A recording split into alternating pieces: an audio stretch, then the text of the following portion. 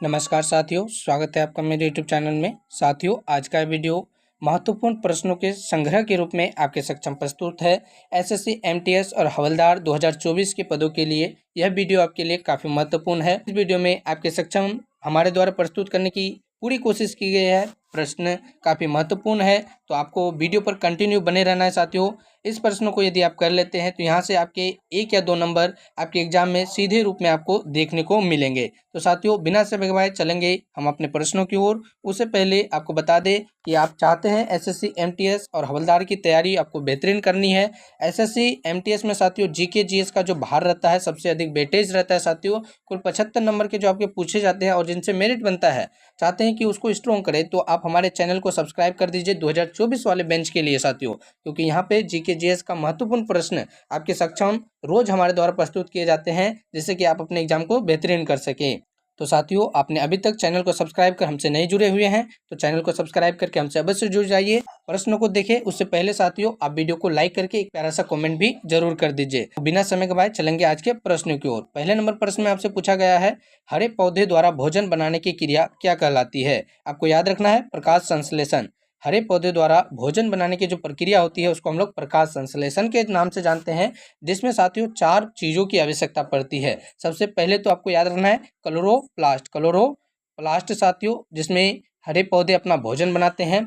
उसके बाद CO2 अर्थात कार्बन डाइऑक्साइड, जल की जरूरत पड़ती है। उसके अलावा एक चीज़ और साथियों, सूर्य के प्रकाश की आवश्यकता होती है, जिसके माध्यम से सभी हरे पौधे अपना भोजन बनाते हैं। और बनाने की इस प्रक्रिया को हम लोग प्रकाश संश्लेषण नाम से जानते हैं। चलेंगे अगले नंबर प्रश्न की ओर। उसके बाद साथियों, अगले नंबर प्रश्न में आपसे पूछा गया है, रिजर्व बैंक ऑफ इंडिया का मुख्यालय कहाँ पे है? रिजर्व बैंक ऑफ इंडिया का मुख्यालय मुंबई में है। रिजर्व बैंक ऑफ इंडिया साथियों अर्थात RBI भारत का एक केंद्रीय बैंक है। इसकी स्थापना 1 अप्रैल साथियों 1 अप्रैल 1935 ईस्वी को साथियों 1935 के भारत शासन अधिनियम के द्वारा हुआ था। तो आपको ये बातें याद रखनी है। चलेंगे उसके बाद अगले नंबर प्रश्न की ओर। अगले नंबर प्रश्न में आपसे पूछा गया है, आपके प्रीवियस ईयर का मोस्ट इंपोर्टेंट प्रश्न है, विश्व का सबसे बड़ा द्वीप कौन सा है? तो आपको ये चीज़ याद रखनी है, विश्व का सबसे बड़ा द्वीप साथियों ग्रीनलैंड है। कौन सा लैंड है साथियों? ग्रीनलैंड आपको याद रखना है। चलते हैं उसके बाद अगले नंबर प्रश्न की ओर। स्वतंत्र भारत के प्रथम राष्ट्रपति कौन थे? तो आपको ये चीज़ याद रखनी है, स्वतंत्र भारत के प्रथम राष्ट्रपति हमारे राजेंद्र प्रसाद जी थे। और साथियों, संविधान सभा के अस्थायी अध्यक्ष, कौन सी सभा साथियों? संविधान सभा के अस्थायी अध्यक्ष डॉक्टर राजेंद्र प्रसाद थे। और भारत के प्रथम राष्ट्रपति भी चुने गए। कौन साथियों? डॉक्टर राजेंद्र प्रसाद। डॉक्टर राजेंद्र प्रसाद कहाँ के निवासी थे? तो बिहार राज्य के जीरादेई नामक गांव के। आपको ये बात भी याद रखना है साथियों, राजेंद्र प्रसाद जी से आपको इतनी बातें याद रखनी है। उसके अलावा यदि पूछ लिया जाए आपको कि भारत के प्रथम प्रधानमंत्री कौन थे, तो नेहरू जी थे भारत के प्रथम प्रधानमंत्री। भारत के प्रथम उपराष्ट्रपति कौन थे? तो डॉक्टर सर्वपल्ली राधाकृष्णन। आपको ये चीज़ भी याद रखनी है। साथियों, गृह मंत्री पूछ लिया जाए कि साथियों भारत के प्रथम गृह मंत्री कौन थे, तो सरदार वल्लभ भाई पटेल जी थे। जितने भी प्रश्न हैं, यदि आप उससे रिलेटेड सारे प्रश्नों को याद करके जाते हैं तो आपके एग्जाम में एक भी प्रश्न नहीं छूटेगा। तो उसके बाद चलेंगे अगले नंबर प्रश्न के रूप में आपसे पूछा गया साथियों, काली मिट्टी किस फसल के लिए सर्वाधिक उपयुक्त मानी जाती है? तो यह प्रश्न साथियों आपको बता दें, एसएससी एमटीएस के लिए, आपके एसएससी एमटीएस एग्जाम के लिए काफ़ी महत्वपूर्ण है। प्रीवियस ईयर के प्रश्नों को यदि आप देखते हैं तो कई दफ़ा आपको ये प्रश्न देखने को मिल जाएगा, क्योंकि साथियों बार बार इस प्रश्न को आपके एग्जाम में पूछा गया है। तो आपके लिए काफ़ी इंपॉर्टेंट प्रश्न हो जाता है। आपको याद रखना है कि काली मिट्टी में सर्वाधिक मात्रा में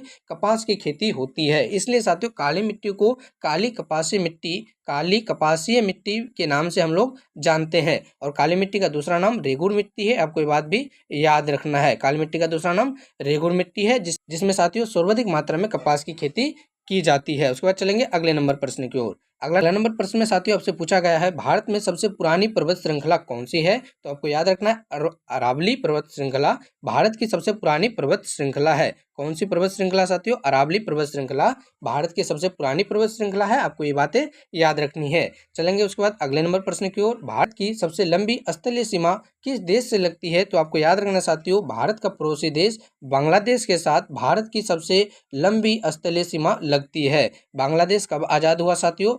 तो 1971-72। आपको ये चीज़ याद रखना है। ठीक है साथियों, पहले बांग्लादेश पाकिस्तान में सम्मिलित था। चलेंगे उसके बाद अगले नंबर प्रश्न की ओर। अगला नंबर प्रश्न है साथियों, किस नदी को बिहार का शोक नदी के नाम से जाना जाता है? तो यह भी काफी इंपॉर्टेंट है आपके एग्जाम को लेकर। कोसी नदी बिहार का शोक नदी कहलाता है, आपको चीज याद रखना है।